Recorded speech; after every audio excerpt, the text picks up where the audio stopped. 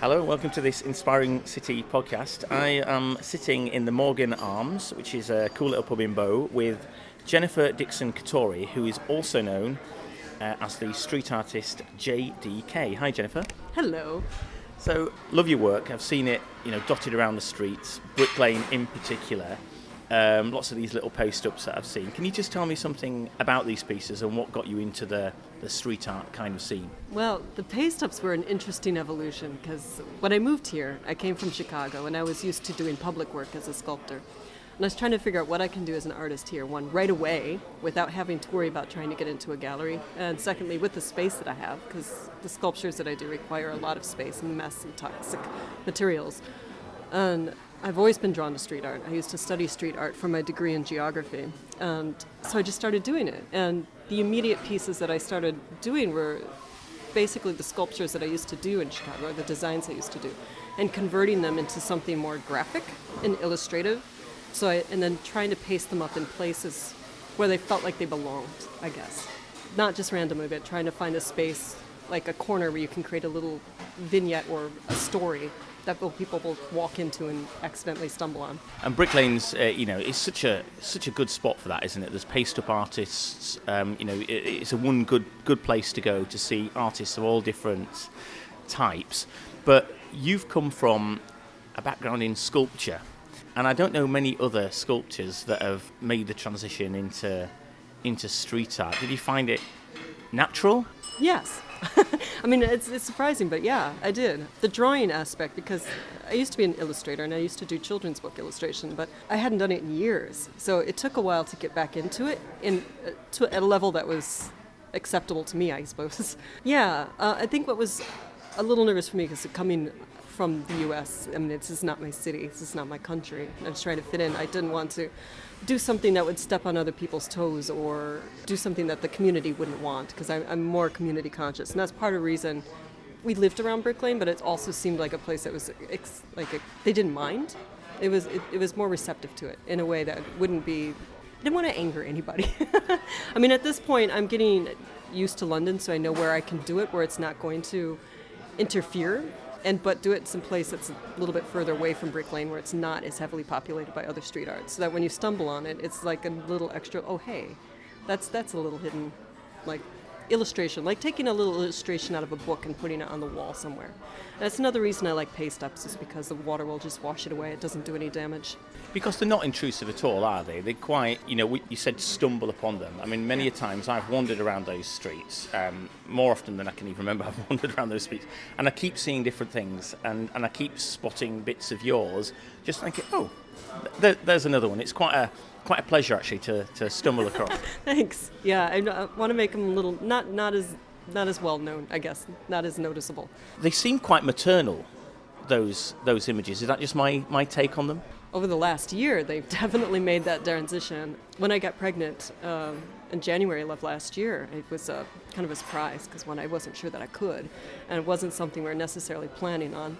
We weren't not planning on it. It just happened, and yeah, it kind of took over. It's an amazing thing. It really does take you over. So that has definitely influenced your work, would you say? Oh, big time. Yeah, and it's interesting because now that I've got Kai, and he's about 5 months old now, once I can have a little time to start working again, I'm curious to see how that's going to affect everything in my life. Affects my work, my husband, where I live, what I'm around. So this kid constantly being here, just growing, and like this tiny little personality that's coming out is definitely going to affect what I do.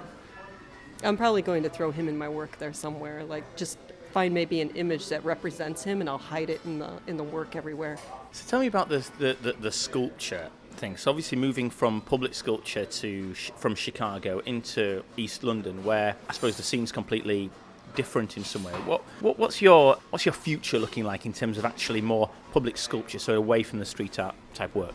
I need space. So I think first of all in London I probably have to make a few pieces to get people interested, but I need to find a space to do that, because I work mostly in fiberglass, and I like working with clay, so I'll build a piece out of clay, and it could be large. I say I use feet and inches, and so probably about 8 feet by 9 feet or 8 feet by 2 feet. I'll build it out of clay and I'll cast it in fiberglass or some other kind of resin. So I'll need to find the space to do that. Or I might start working small and seeing if I can find little corners to hide it there too. Excuse me a minute, baby. And here we have Kai. Hi, Kai. Kai. Mad. A natural pause for the interview, I think.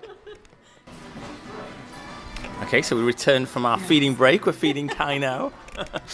So you were saying just the other thing that influenced your work is your husband.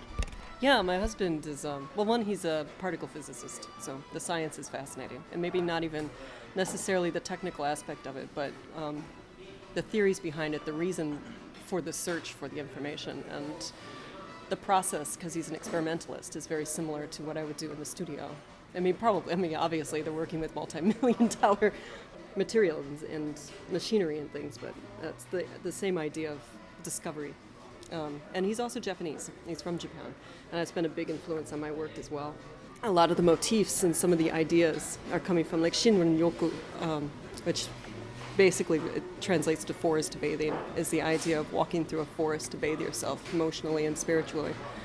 And I love that. I've loved that idea for a long time. And now that it's part of even Kai's like cultural heritage, like I'm putting that into my work more and more. Originally, those of the motifs were dealing with, I say interaction. It's like the nature of human interaction in the environment. It's like my degrees in geography. And basically that's the study of our relationship to our environment, whether it's environmental or it's urban, like what I was studying.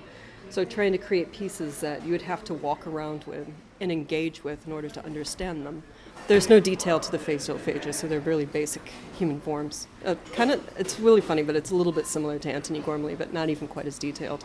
So people can project themselves into the piece and they become part of it. And so I try to do that with the street art too, and now it's become the combination of the two. And then also just getting back to the illustration that I used to do 20 years ago.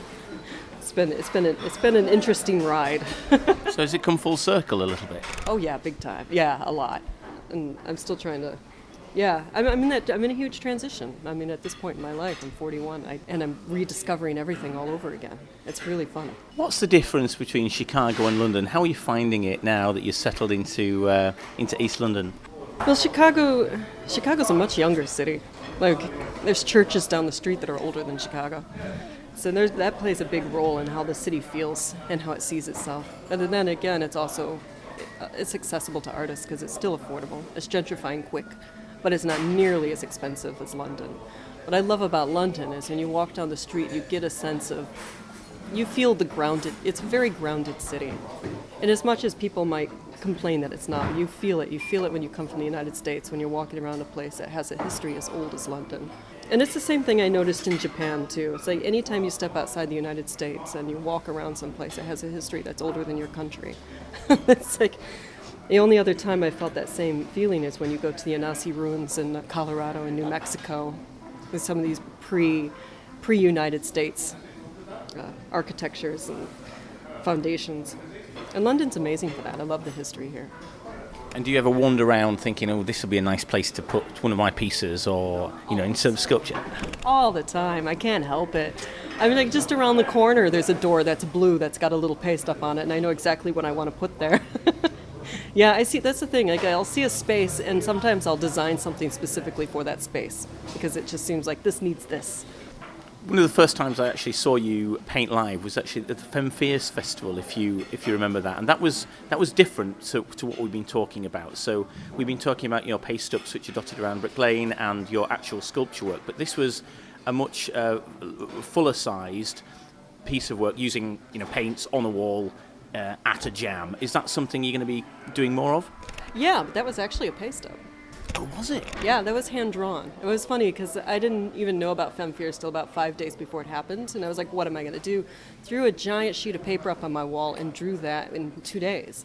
And which is funny because, like I said, I hadn't drawn in years. And it was just, that's the kind of illustration I used to do like 20 years ago.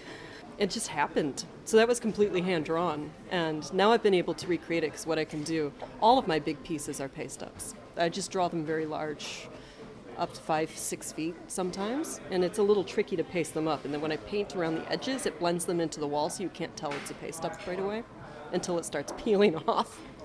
Yeah, I don't know how to do that on a wall without, because I'm so in love with pens and markers and the fine lines I can do with it. So I need to experiment with spray paint and other medium just to see if I can get that up on a wall without paper.